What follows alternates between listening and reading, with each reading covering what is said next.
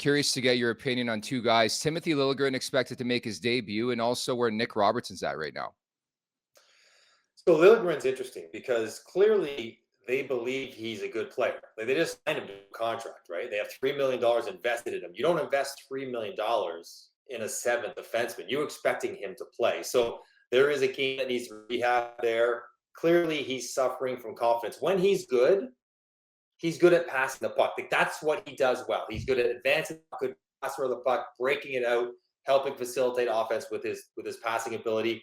Yes, he gets hit hard. Yes, occasionally he gets knocked down. But that, you know what? Not a player, but he still can be a very effective player, especially if you play him in your third pair, which he has thrived at in his career when he's gone up to the first, second, not been quite as clean.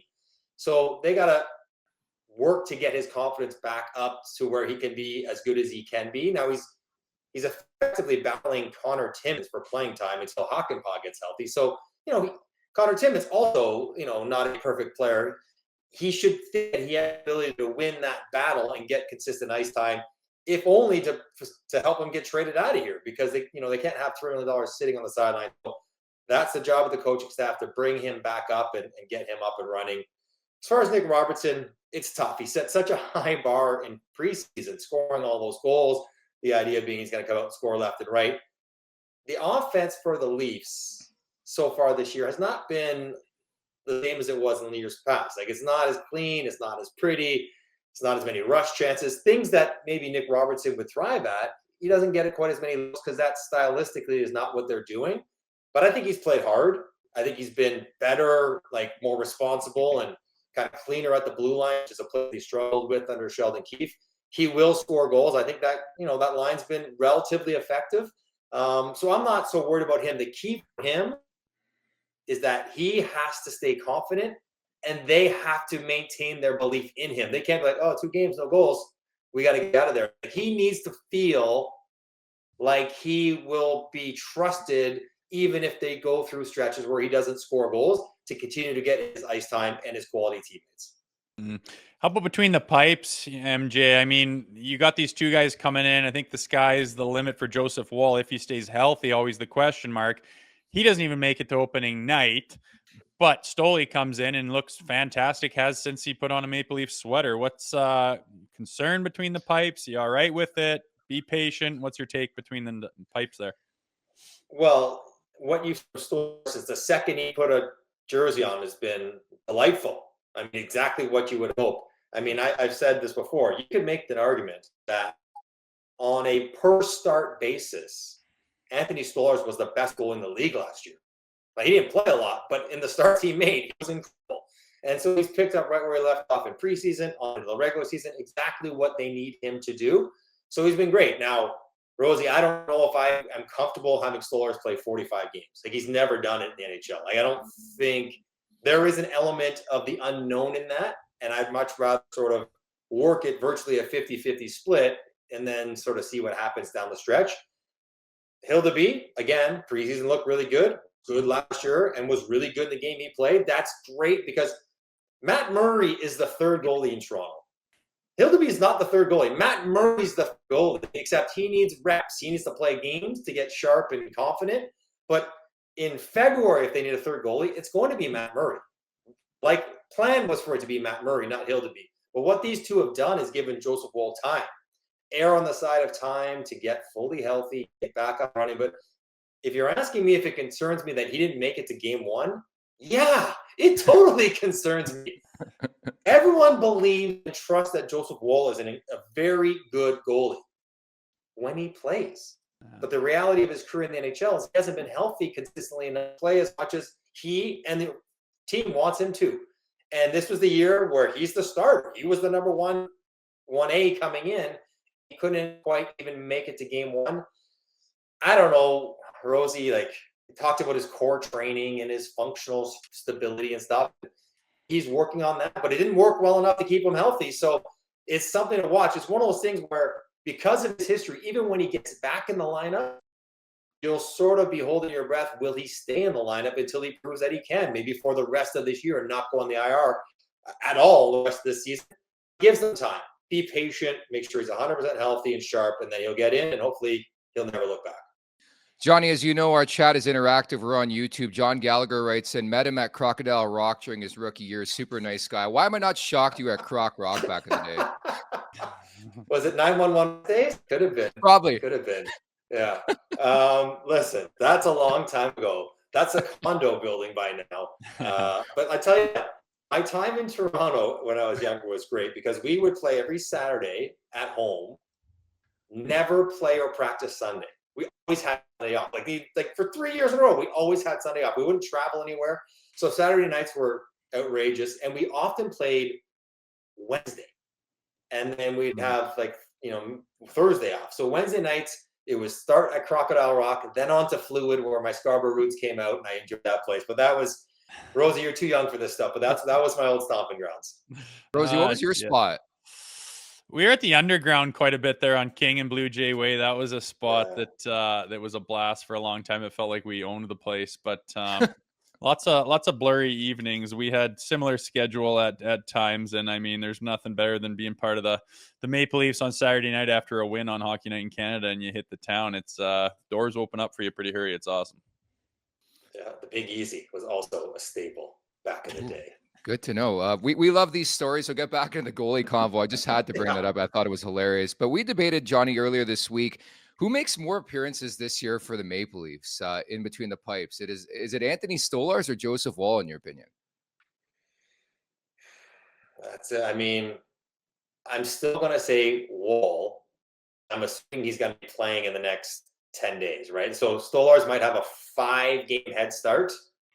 But I think the plan probably was 45-47 in favor of Woll. Like that's something like that was going to be the split if it worked out the way it should. So I'm going to say Woll, but I'm not confident. I would not bet a lot of money on this because of the injury factor. And say what you want, Stolarz has spoken out loud. One of the reasons he came to Toronto was that there was an opportunity for more ice time. He wasn't strictly going to be pigeonholed as the backup. If he plays better than Joseph Woll has not done enough and been around long enough to get sort of starts because he's not Shesterkin, he's not Marty Brodeur. Like you get outplayed by the backup, but you're still the starter. That's not how it works for the guys in the Leafs net. Whoever plays better plays, and Stolarz has every chance to be better than Woll. But I'll still say gently that Woll will play better. And who knows, like from what we've seen out of Toronto so far, and again, preseason, 3 games, it's incredibly early. But other than that first preseason game, which was a bit of a gong show, 6-5 or whatever it was against Ottawa, Montreal, they've given up 2 or fewer every game, right? Like 5 preseason games, 3 regular season games. For this club, that's a significant run. Like they don't do this. That's like Winnipeg. That's what they were doing with Hellebuck.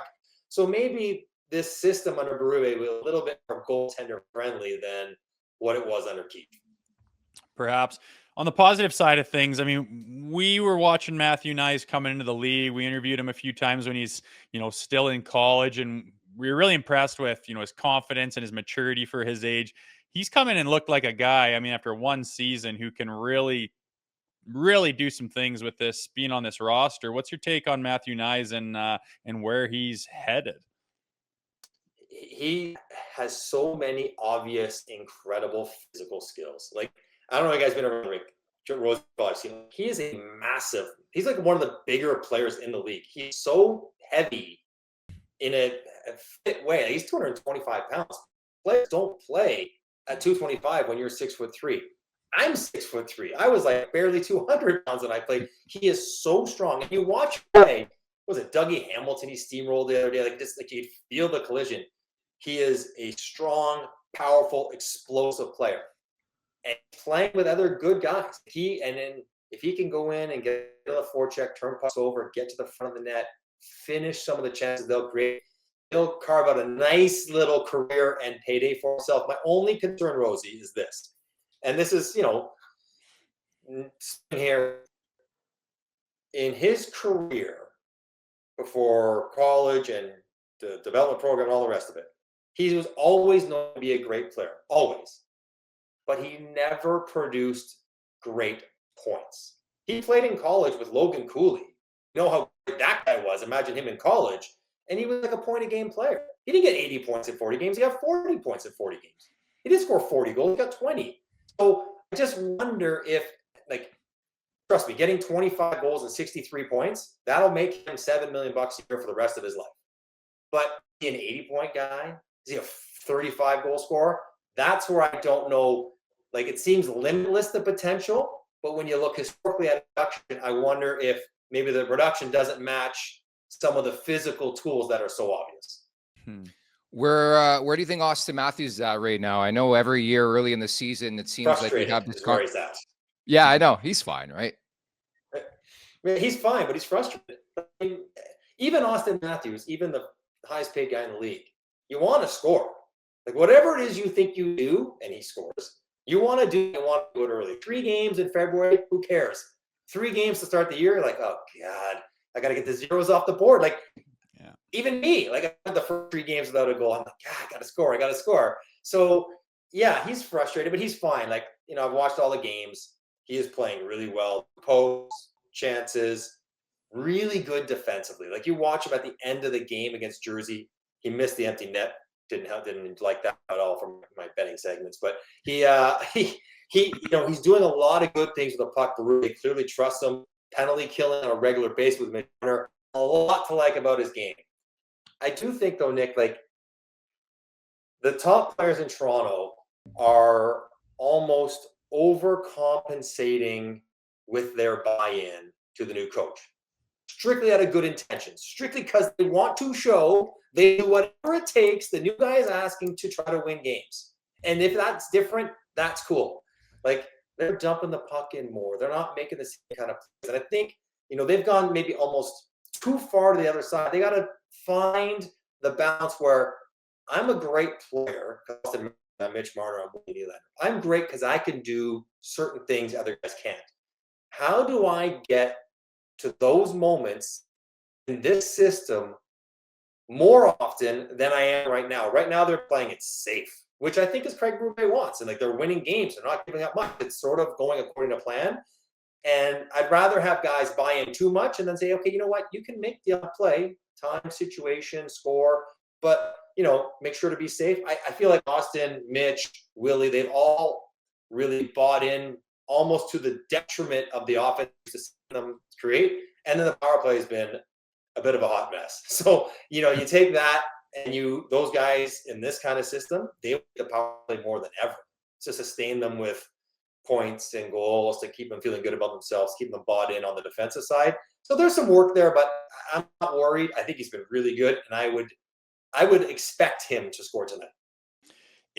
If things aren't going exactly, as good as they possibly could this season, say they're not, leading their division, say they're not, on pace for 115 points, say Austin's not going to put up 70 this year. Is that okay with you? I mean, they've done all those things in the past. It hasn't led to any success that matters. Are you all right with them being a different looking team this year as far as their identity, if that means that there's potential for things to be different in the postseason? Yes, but I wouldn't want to let them off the hook, Rosie, about, like, finish 4th. It's all good. 96 points. That's cool. Like, you're good enough that this new system, new identity, 100%. Like, look different, play different, create your offense different, defend different, all of that. 100% on board. I think that's what they're trying to do. But I'm not letting them off the hook because, to me, the one thing the Leafs have never done in all their great runs in the last 7 years, they've never won, like, the Canadian division, but let's not count that as a real, like, they've never won the Atlantic division. No. And I think, like, that matters. Like, make Tampa and Boston play each other, or have Boston and Florida play each other. Like, let them go at it in the first round, and then you take who can wild card 2 and, like, whatever, play Ottawa. What they give yourself the best possible pass. So I'm not going to let them off the hook of the division. They can look different, but I would expect them to be successful with it. Now, what I think is important, Rosie, is that if statistically the best players are not on pace for the same kind of seasons, that's okay. Yeah. The team, management, coaches should not hold that. Willie, why you make all this money? How come you're not going to get 100 points? It's not the same. Mitch want that big contract. You're not going to get 110. It's not the same. You can't hold that against them when you're asking them to do different things and hold them to, like, the previous system's point totals. Austin, you're not going to get 7. You're going to get 52. That should be good enough so long as they're winning games, challenging for the division title. Make sure to check out more of our content right here on the Leafs Nation YouTube page. We got long-form interviews, we got clips, we got epic rants by Jay Rosehill. We simply have it all. And don't forget, you can find out much more at theleafsnation.com. Thanks so much for watching.